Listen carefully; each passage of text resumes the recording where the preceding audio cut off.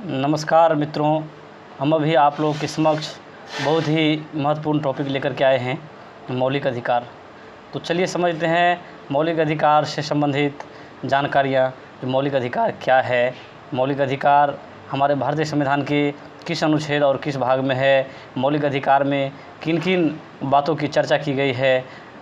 तो आइए चलते हैं मौलिक अधिकार से संबंधित जानकारी। तो देखते हैं दोस्तों, मौलिक अधिकार क्या है। मौलिक अधिकार भारतीय संविधान द्वारा भारतीय नागरिकों को दिए गए न्यायिक अधिकार है, जो उनके जीवन, स्वतंत्रता और कार्यों को सुरक्षित रखता है। मौलिक अधिकार भारतीय संविधान के भाग 3 अनुच्छेद 12 से 35 में वर्णित है। अनुच्छेद 12 से 35 में वर्णित है। मौलिक अधिकार भारतीय संविधान में संयुक्त राज्य अमेरिका के संविधान से लिया गया है। मौलिक अधिकार को भारतीय संविधान की आत्मा भी कहा जाता है। मौलिक अधिकार का उल्लंघन होने पर हम न्यायालय में जा सकते हैं, अर्थात मौलिक अधिकार न्यायालय में बाध्य योग है। भारतीय संविधान के अनुच्छेद 32 के तहत सुप्रीम कोर्ट रिट जारी करती है और अनुच्छेद 226 के तहत उच्च न्यायालय रिट जारी करती है। भारतीय संविधान के भाग 3 को मैग्ना कार्टा कहा जाता है। मैग्ना कार्टा क्यों कहा जाता है? मैग्ना कार्टा सन 1215 ईस्वी में इंग्लैंड के राजा जॉन ने नागरिकों के अधिकार और उसकी स्वतंत्रता की रक्षा के लिए एक ऐसा ही दस्तावेज तैयार किया था जिसका नाम मैग्ना कार्टा रखा था।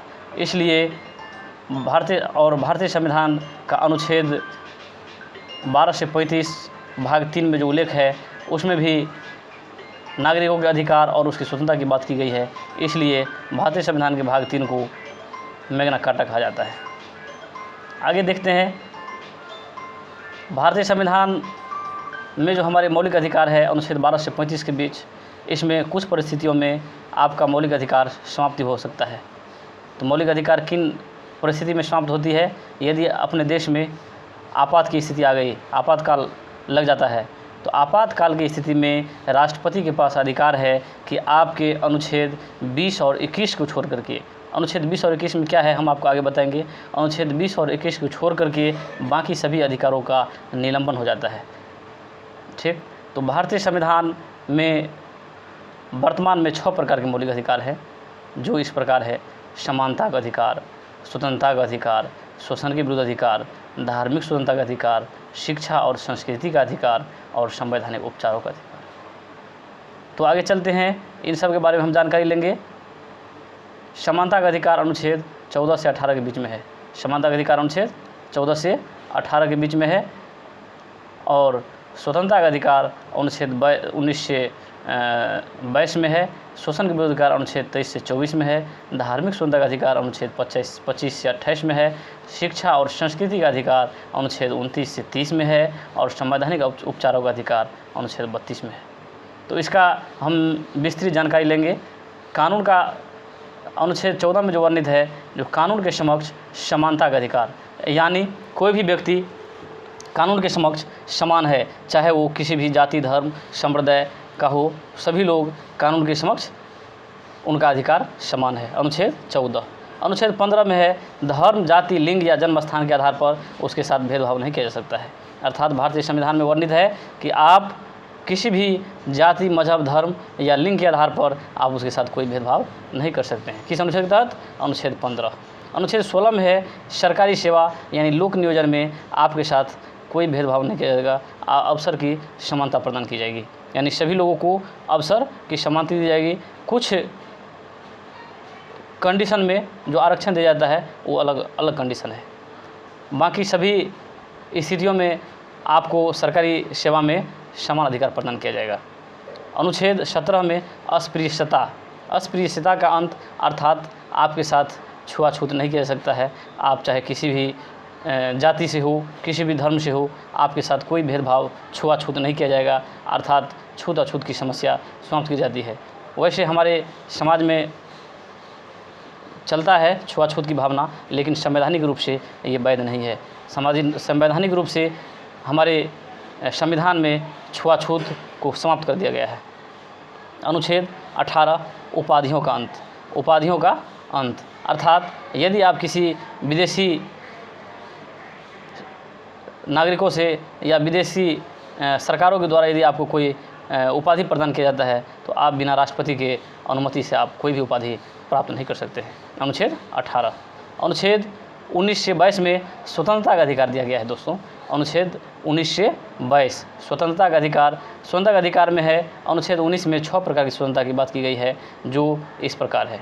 अनुच्छेद 19A में है बोलने की स्वतंत्रता और अभिव्यक्ति की आज़ादी, अर्थात आप अपनी वक्तव्य को, अपनी विचार को आप निर्भीक रूप से, स्वतंत्र रूप से कहीं भी रख सकते हैं। ये अनुच्छेद 19 में दिया गया है। इसी में है प्रेस की स्वतंत्रता, मीडिया की स्वतंत्रता, अनुच्छेद 19 के ए में। 19B में है शांतिपूर्ण तरीके से सभा करने की स्वतंत्रता, अर्थात आप शांतिपूर्ण तरीके से बिना हथियार के सभा कर सकते हैं। आगे है 19 के सी में संघ बनाने की स्वतंत्रता, आप किसी भी संगठन या समूह का निर्माण करते हैं, संघ बनाते हैं, इसकी आपको आज़ादी है 19 के सी के तहत। 19 के डी में है भारत के किसी भी राज्य में निर्बाध रूप से आप घूम सकते हैं, आपको घूमने की स्वतंत्रता है, अनुच्छेद 19 के डी। अनुच्छेद 19E में है भारत में कहीं भी अस्थायी रूप से बस जाने की स्वतंत्रता, आप पूरे ऑल इंडिया में, पूरे भारत में किसी भी राज्य में आप आराम से अपना अस्थायी निवास बना सकते हैं, अस्थायी रूप से बस सकते हैं, आपको इसकी आज़ादी अनुच्छेद 19 के ई में दिया गया है। अनुच्छेद 19F को मौलिक अधिकार से हटा दिया गया है, इसकी चर्चा हम आगे करेंगे।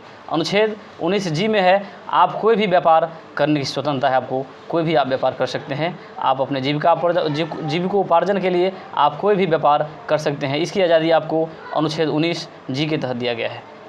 आगे चलते हैं दोस्तों। अनुच्छेद 20 अपराधियों के लिए दंड संहिता की स्पष्ट जानकारी दी गई है, जो अपराधियों को क्या आज़ादी दी जाती है, जो अनुच्छेद 20 में दिया गया है।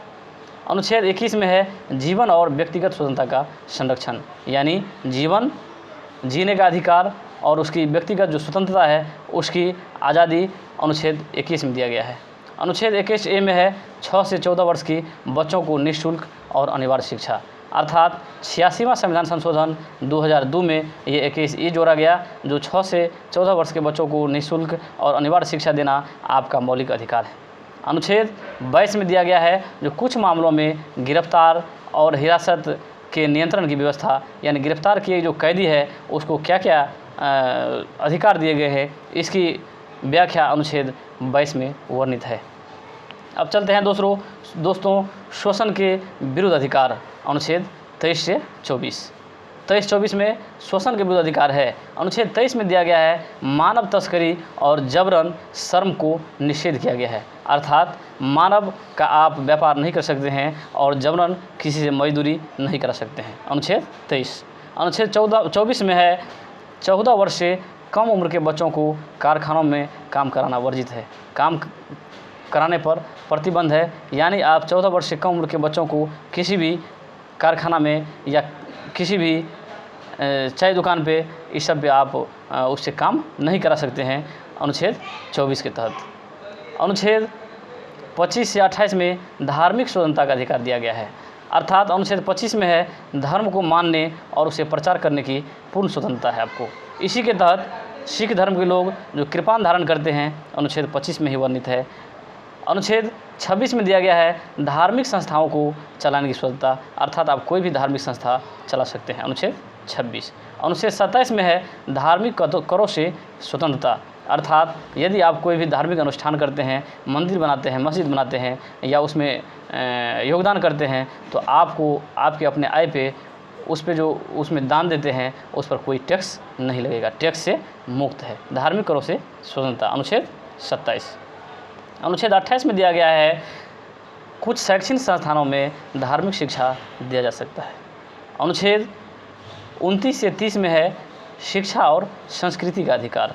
अनुच्छेद 29 में दिया गया है अल्पसंख्यकों की भाषा का संरक्षण।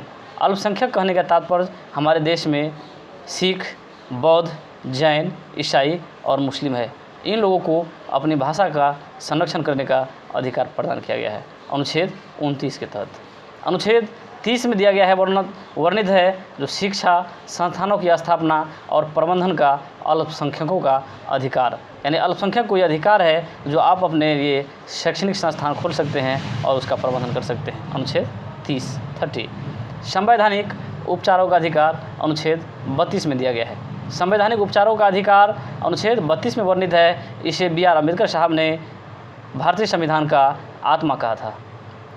और आगे अनुच्छेद 33, 34 और 35 मौलिक अधिकारों को लागू करने के लिए संसद की शक्ति से संबंधित है, अर्थात उसे लागू करने का अधिकार संसद को है और उसकी क्या शक्ति है वे वर्णित है अनुच्छेद 33, 34 और 35 में।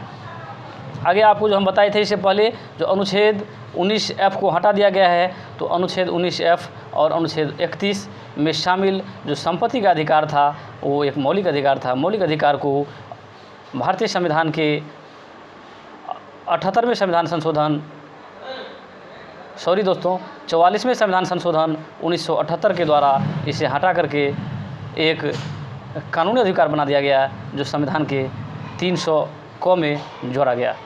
धन्यवाद दोस्तों, वीडियो देखने के लिए बहुत बहुत धन्यवाद।